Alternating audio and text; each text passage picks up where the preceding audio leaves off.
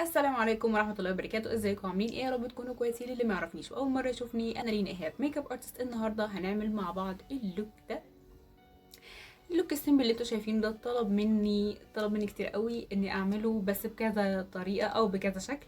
طلب مني ان انا اعمله في ديت، اول ديت طبعا مع خطيبك. بتبقوا مش عارفين هنحط ميك اب عامل ازاي. اوكي، بس طبعا هو بيكون على سيمبل شويه، البينك ده وميك اب قرايه الفاتحه او كاتب الكتاب او الحاجات دي كلها. بتبقى عايزه الميك اب سيمبل. في احنا كان ممكن نعمل كذا اوبشنز، ممكن على بني، على اورنج خفيف، او على روز، وانا حبيت اني اعمله على روز، لون مبهج في مناسبات مبهجه.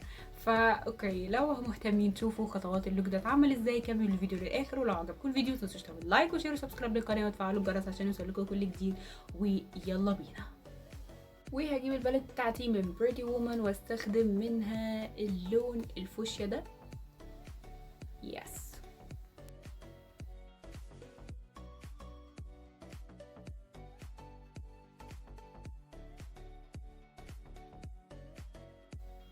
ونفس فرشة البلند اللي انا دمجت بيها اللون ده نضفتها، وبعد كده هبتدي بقى اسيح اللون ده على بره كده، نخفف الدنيا بقى عشان ابقى فوشيا كده.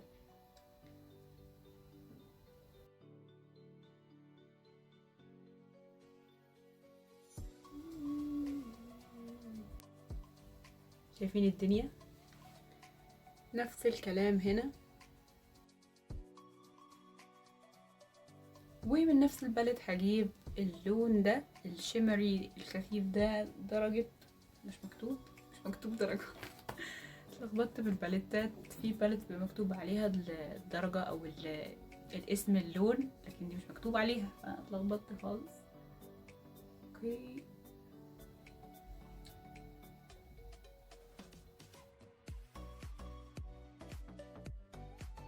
وهنا بعد ما حطينا اللون الشمري على خفيف كده، بعد كده قويت اللون الفوشيا شوية، بحيث كده يعني يبقى فيه شوية ضي كده من اللون. نقوي الألوان عادي جدا، مفيش مشكلة بعد ما نخلص.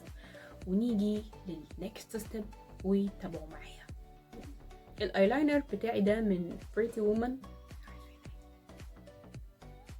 اوكي، تعالوا بقى نشوف الايلاينر اللي هنرسمه عامل ازاي. بالمناسبة انا عيني مبطنة، فللناس اللي طلبت مني قبل كده حاجة علشان العيون مبطنة، فانا عيني مبطنة اصلا اوريدي. فتعالوا شوفوا احنا نرسم ازاي.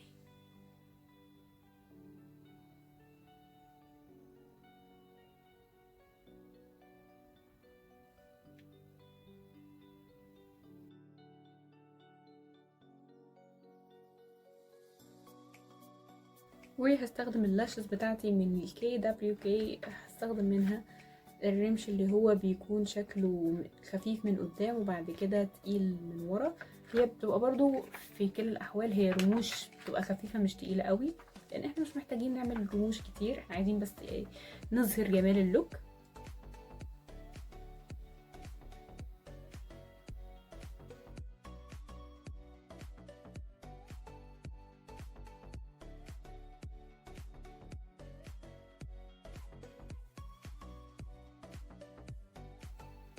وبعدها هبتدي ارسم مدمع العين.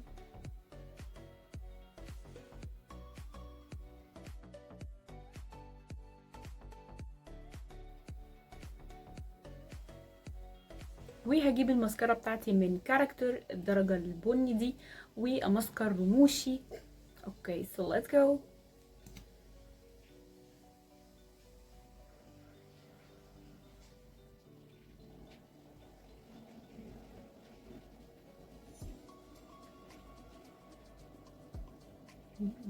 وهجيب برايمر الفاونديشن بتاعي وابتدي ارطب بشرتي. مش عارفه انا ليه بجيب دايما في الجنب ده واكتر كده، معرفش فيه ايه.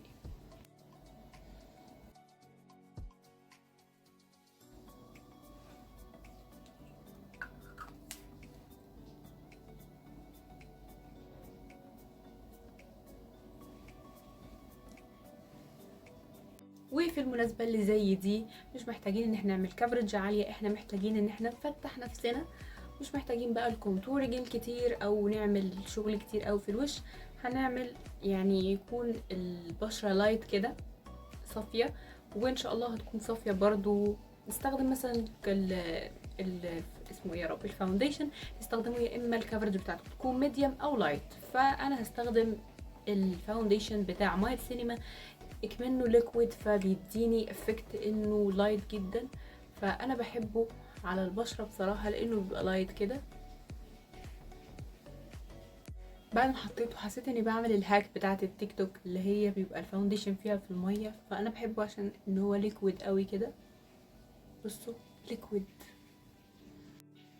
ونبتدي بقى في شغل المحاره بتاعنا. بس احنا كده كده قلنا احنا مش محتاجين نعمل كفرج عاليه.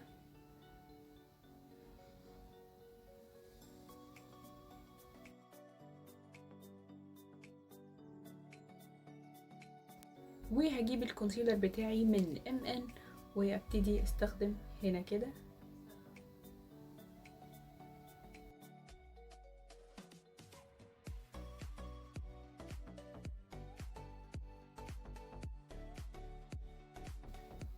وبصراحه المره دي حابه اني اثبت وشي معاكم بكومباكت باودر من ميبلين نيويورك.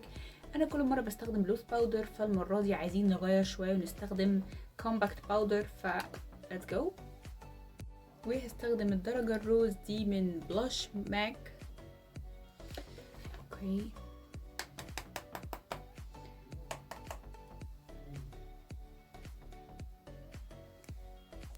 وهجيب الهايلايتر بتاعي من MN ونبتدي نحط الهايلايتر. والمرة دي بقى هستخدمه بايدي، اللي هو ولا براش ولا اي حاجة هستخدم بيه الهايلايتر. حبيت اني استخدمه بايدي المرة دي، معرفش ليه، بس يعني كنوع من التغيير.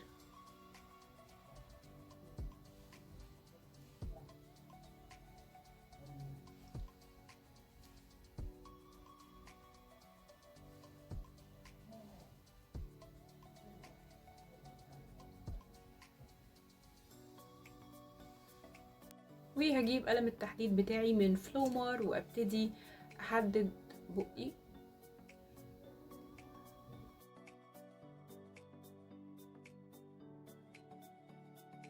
وهجيب الدرجة الفاتحة دي من سيبال وابتدي احط جوه كده.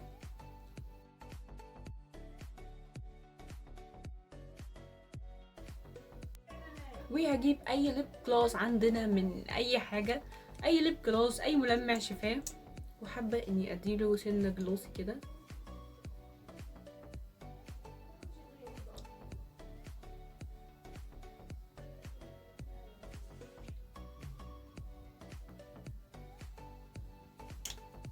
حسيته هيبقى كده احسن.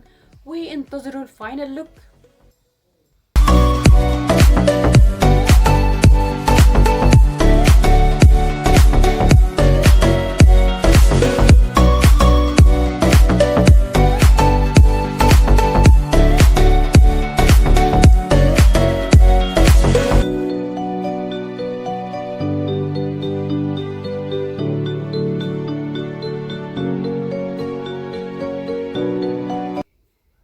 وبس كده حلوين. لو عجبكم ما تنسوش تعملوا لايك وشير وسبسكرايب للقناه وتفعلوا الجرس عشان يوصلكوا كل جديد.